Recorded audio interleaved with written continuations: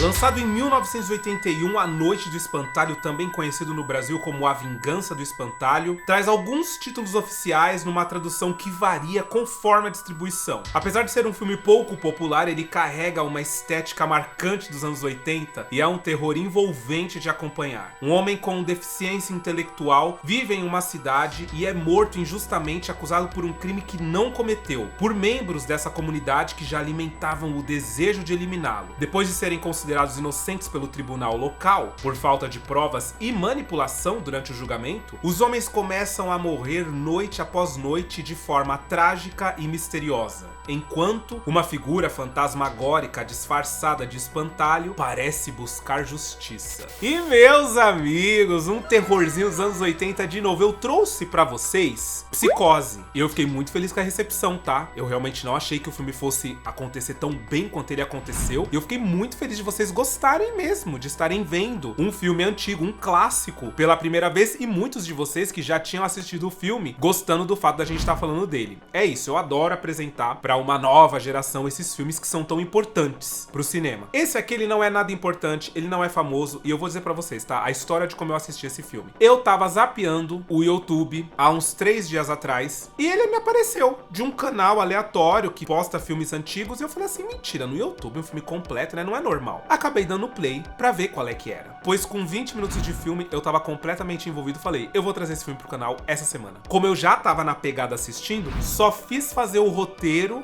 e tô aqui com ele. É interessante, tá, gente? Ele tem um começo muito melhor do que o desenvolvimento? Tem. O final é meio doido, ambíguo, meio em aberto? Sim. Eu acho que o pessoal foi desenvolvendo e no final não sabiam direito o que eles poderiam fazer com aquilo. E aí fizeram do jeito que deu. Fiz o que pude. E eu pude pouquíssimo. No fim das contas, eu acho que é um filme legal da gente saber que ele existe e da gente saber como ele é. Então, meu nome é Arthur Viana, se ajeita aí que a gente vai falar de uma das coisas mais horripilantes, que é de fato um espantalho. Eu tenho muito medo de espantalho, tá? Mais do que de fantasma, de morto-vivo, espantalho pra mim me dá um ataque cardíaco, um negócio ruim, num nível tenebroso. Então hoje é A Noite do Espantalho, ou A Vingança do Espantalho. Bora conhecer essa pérola?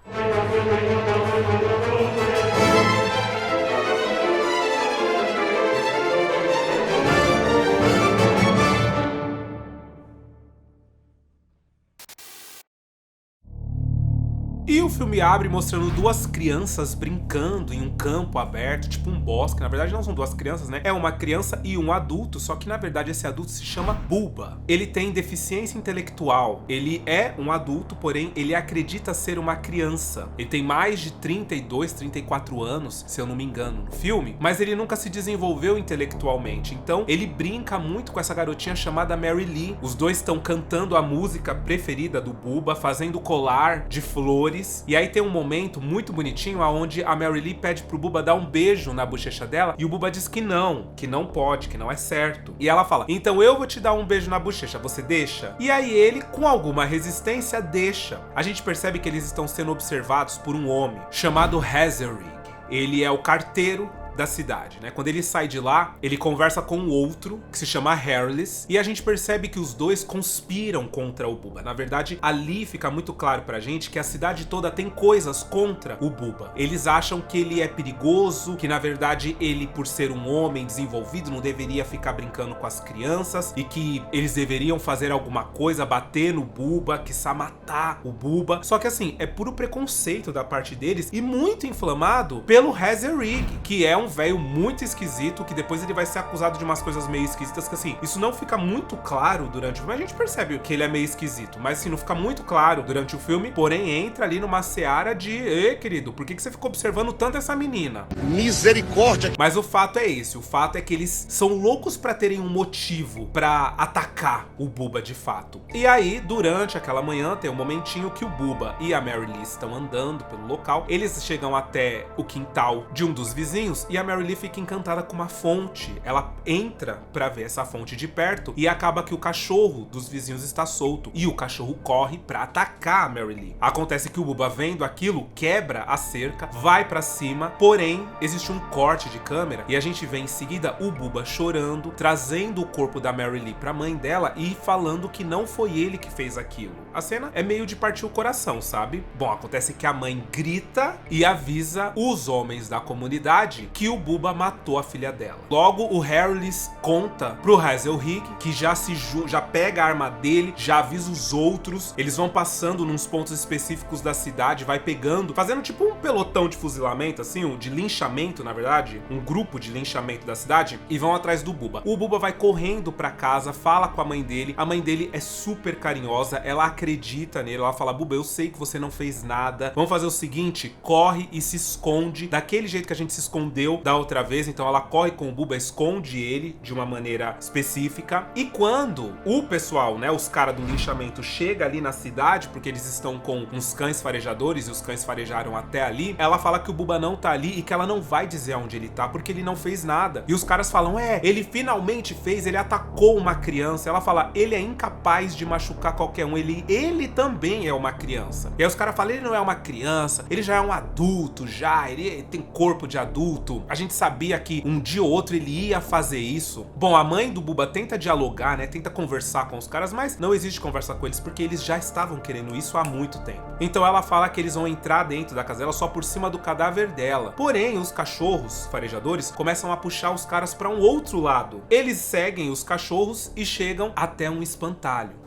Bom, o carteiro se aproxima do espantalho e ele consegue perceber que dentro da roupa do espantalho, na verdade, tá o Bubba, que o Bubba tá ali dentro, escondido. Ele se afasta, aponta com a arma e aí a gente consegue ouvir o Bubba falando que ele não fez nada, que não foi ele, que ele não fez nada. Coitadinho. Dá muita pena, de fato, assim. É muito curta a construção desse personagem, mas a gente entende que realmente ele é muito inocente. E aí, nesse momento, o caminhão do Harris, que tem um rádio, começa a ser chamado por uns caras da polícia local e fala pro Harris pra abortar, pra eles não irem atrás do Bubba, que eles não precisam perseguir o Bubba, porque na verdade a garotinha está bem, tá tudo bem, não precisa fazer nada. Eles ficam se entreolhando e aí o cara no rádio solta a maior. Ele fala: o que aconteceu foi que ela foi atacada por um cachorro e o mais doido é que ela só tá viva por causa do Bubba. O Bubba salvou a vida dela. Aí, putz, eles olham um pros outros assim, dá um ódio deles assim. O pior é o Hazelrig, esse velho. Nossa. Aí o que ele faz, o Hazelrig? Ele pega um forcado, coloca na mão do Bubba, né, junta ali no corpo do Bubba pra dar a entender que ele também tava ameaçando a vida deles ali, e eles fogem. Acontece que os caras são levados a júri ali da cidade mesmo, com o juiz da cidade. Porém, o promotor, né, a acusação, não consegue provas o suficiente de que eles mataram o Bubba por livre e espontânea vontade. Isso porque o forcado foi encontrado junto com o corpo do Bubba. Então eles alegam legítima defesa. E o promotor ainda fala bem assim: nossa, o corpo dele tinha 21 buracos de bala. Que legítima defesa foi essa? Legítima defesa não causa 21 buracos de bala, pelo amor de Deus. Acontece que o juiz determina que por eles serem membros atuantes da comunidade, por serem homens importantes ali pro local, eles não têm prova suficiente contra eles, sabe? Não tem como provar realmente que não foi legítima defesa, que eles simplesmente mataram, né, executaram o Bubba. Então eles são liberados. A mãe do Bubba, claro, fica em choque, ela grita, ela fica triste, ela chora e ela fala que a justiça do homem pode falhar, mas a justiça divina não vai falhar com ela. Oh, glória. Ela ainda vai ver a justiça divina ser feita em cima de cada um deles. E aí o pior é que quando eles saem dali, eles saem dando risada, eles tiram sarro da cara do promotor. No bar, eles ficam rindo horrores, ou seja, eles não se importaram mesmo com o que eles fizeram. Eles não ligam pro fato de eles terem matado uma pessoa completamente inocente. E aí durante aquela noite, a Mary Lee acorda e ela foge de casa porque a mãe dela não quer deixar ela sair. E a mãe dela não contou pra ela que o Bubba morreu, porque ela gosta muito do Bubba, ela era a melhor amiga dele. Então ela corre pra casa do Bubba, vê que ele não tá lá, entra, e a mãe do Bubba acaba encontrando com ela dentro de casa, né? As duas descem, vão pra próximo da lareira, porque tá frio, e ela começa a falar: cadê o Bubba? A mãe do Bubba, vendo que a menina tá fragilizada e com saudades, não tem coragem de falar que o Bubba tá morto. Então ela fala que o Bubba, na verdade, foi embora, e que ele não vai voltar mais. E a Mary Lee, coitadinha, ela fala assim: ah, mas como que ele foi embora? Ele só sabe o alfabeto até o G. Ela começa a contar pra mãe os motivos pelos quais o Bubba tem que estar sendo assistido. Ela já se deu conta disso porque porque ela já tem mais consciência do que o Bubba tinha. Ela já era mais velha mentalmente do que o Bubba e tinha esse carinho por ele, carinho de irmã. Então essas coisas que ela vai falando vai demonstrando a pureza, a inocência do Bubba. A mãe, claro,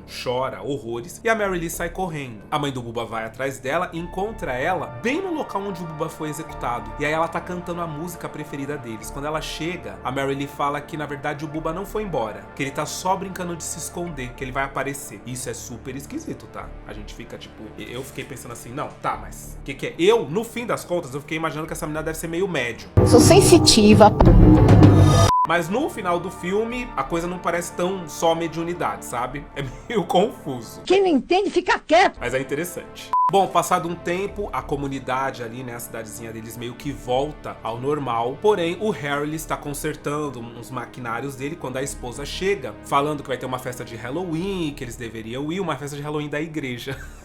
Faz o menor sentido, né? Falando que eles deveriam ir. E o Harry lhes fala que não, enfim, que ela pode se divertir e tal. E ela fala bem assim, se ele vai começar a plantar. E ele não entende porque ela tá fazendo aquela pergunta. Até que ela fala, por que você colocou o espantalho? E aí quando ele olha, tem um espantalho colocado, só que é um espantalho exatamente igual o Bubba, com os furos de bala, tudo. Ali parado, na plantação dele. Ele fica em choque e vai falar com os outros caras. E aí eles se juntam e vão falar com o Hazelrig. Só que quando eles chegam lá, o Hazelrig xinga eles de todos os nomes. Ele fala, meu, vocês estão parecendo suspeitos. Não tá na cara quem colocou aquele espantalho ali naquele lugar. Foi o promotor. Foi o Sam Willock, que é o nome do promotor. Foi ele que colocou lá pra poder assustar vocês. E se ele estiver observando as atitudes de vocês, agora tá tudo muito suspeito. Porque vocês se encontraram e vieram aqui falar comigo, como se alguma coisa tivesse realmente ligação, uma coisa com a outra. Isso tá errado. Volta pra casa de vocês e fiquem de boa. Não deixa o promotor entrar na cabeça de vocês. E nunca mais vem aqui, porque senão a gente vai parecer muito suspeito. Porém, naquela noite, o Harry começa a ouvir um barulho esquisito no celeiro dele, então ele vai ver o que é. Quando ele tá no sótão, andando no sótão, pedindo pro Sam sair de lá, porque como ele continua vendo os barulhos, ele acha que o Sam tá ali, a máquina de triturar madeira dele liga do nada. No susto, ele perde o equilíbrio em cima do sótão e acaba caindo dentro da máquina de triturar madeira. E é completamente triturado. Boa passagem para um outro mundo.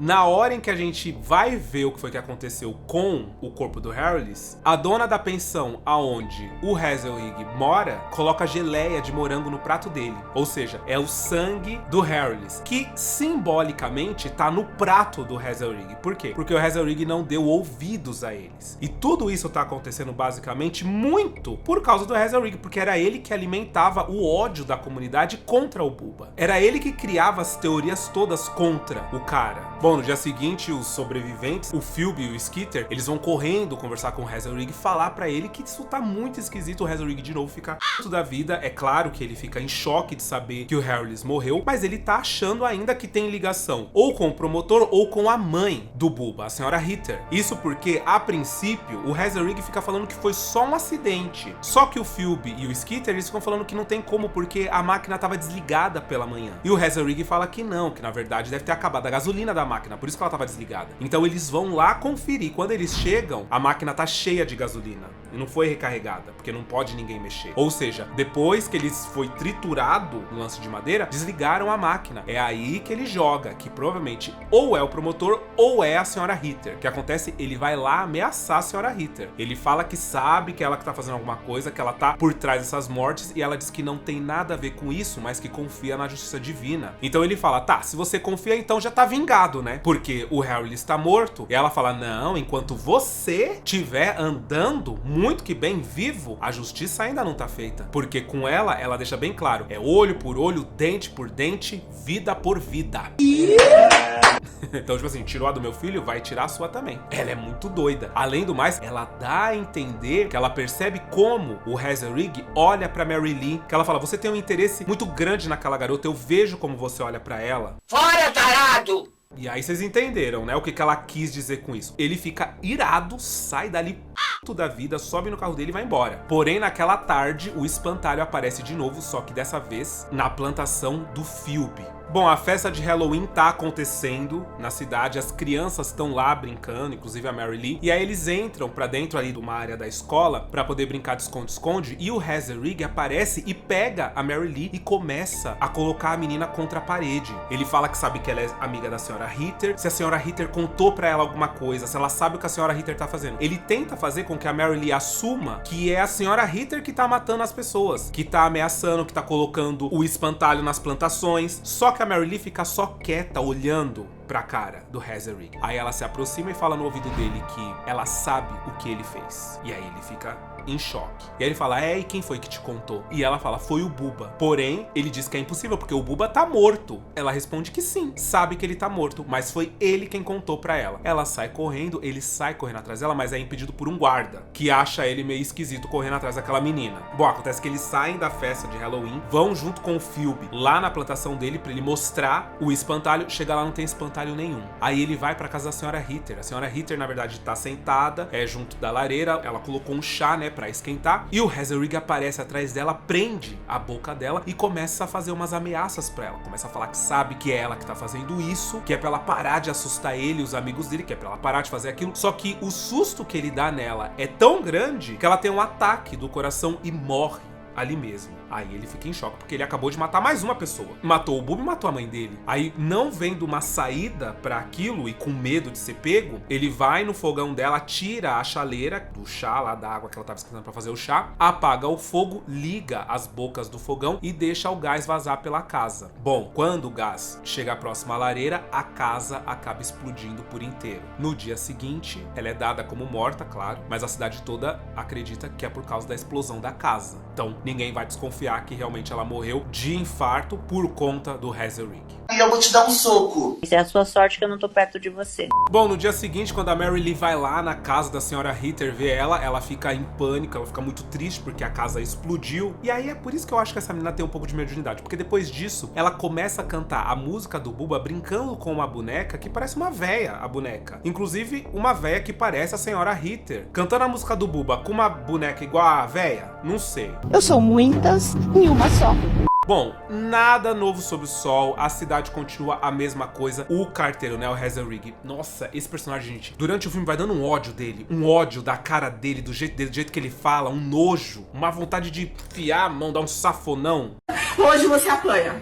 Hoje você apanha. Mas enfim, a noite cai e o Phoebe tá lá trabalhando nas coisas dele no escritório até que ele escuta uns barulhos vindo dos porcos. Os porcos estão agitados. Quando ele sai pra ver o que tá acontecendo com os porcos e ele vai voltar, ele acaba vendo a silhueta de um cara dentro do escritório. Com medo daquilo, porque ele já tava com medo, porque ele já viu o espantalho e tal. Ele sai correndo pro carro, o carro não funciona. Ele vai do carro pro silo de grãos, porque ele tem tipo uma maquinona onde os grãos vão andando por uma passarela e caem num silo. Quando o silo tá cheio, eles vão sendo selecionados e tal, e ele se prende ali dentro daquele silo. Acontece que a máquina liga sozinha, e aí quando ele tenta sair do silo, ele não consegue. Os grãos começam a ser jogados ali dentro e acabam soterrando o Phoebe, fazendo com que ele fique sem ar e morra. Vai ser bonita lá no inferno.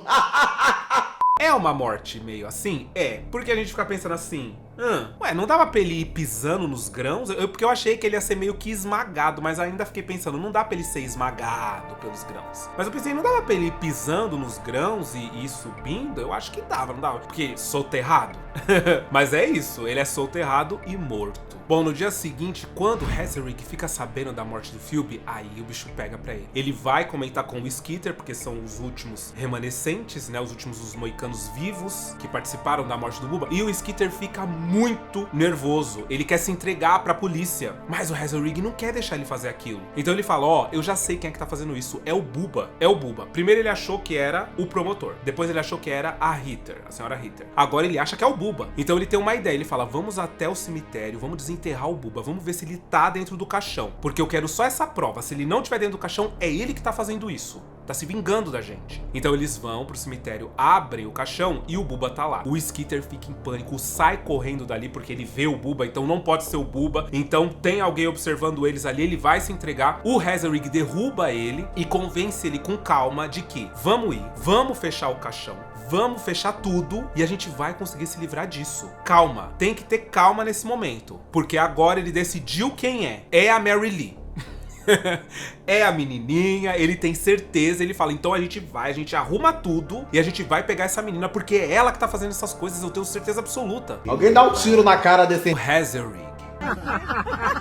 Ou seja, ele tá perdendo a sanidade, ele tá completamente louco. E é isso que é interessante, né, nesse filme, porque como o espírito do Bubba vai deixando pro final o pior de todos eles, então ele vai enlouquecendo, ele vai sentindo chegar a vez dele. E isso é muito divertido, porque ele vai perdendo a sanidade completamente. Acontece quando eles voltam e o Skeeter começa, ele fecha o caixão, né, ele vai começar a arrumar todas as coisas. Num ataque de insanidade, porque ele já tá completamente insano, o Hazelrig dá com a pá na cabeça do Skeeter. Meu Deus.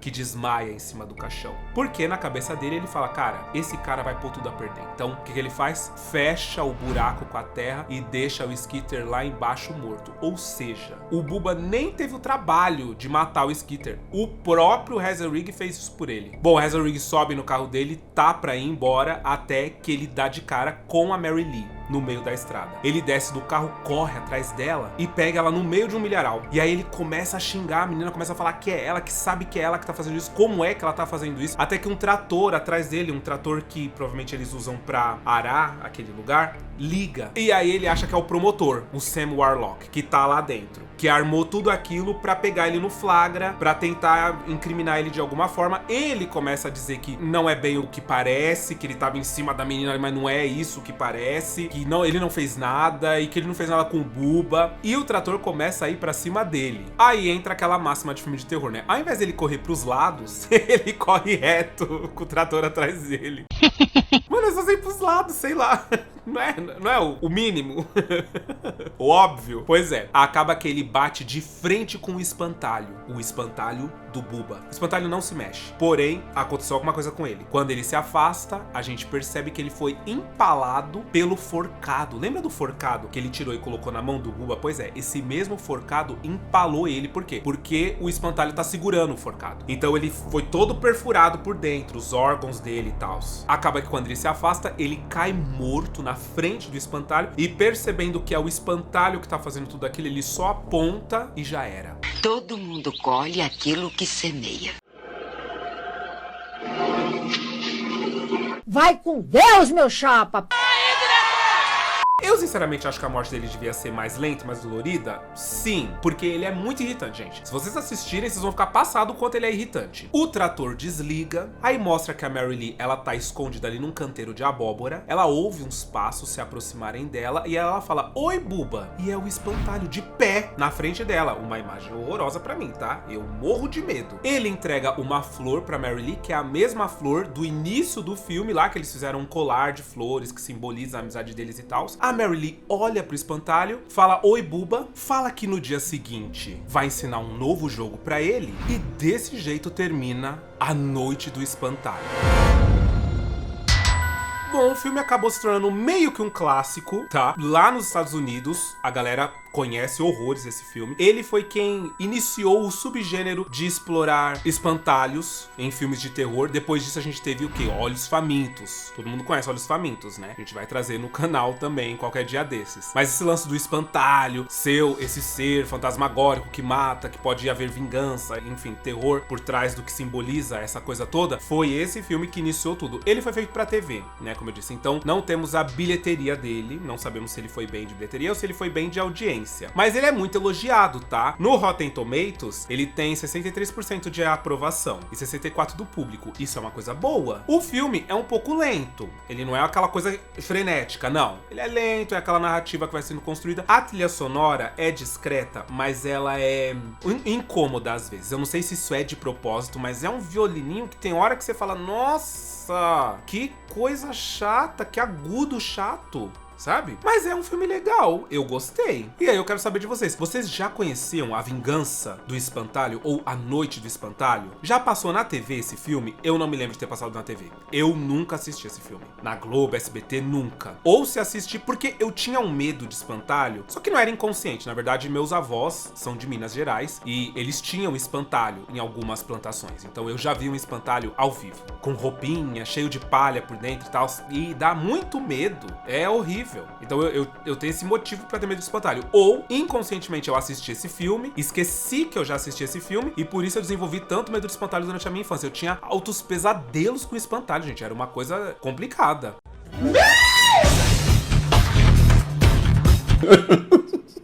Enfim, eu quero saber de vocês se vocês gostaram do filme. O que vocês acharam? Comenta aí que eu quero saber. Eu espero que vocês tenham gostado do filme de hoje. Um beijo e até o próximo vídeo.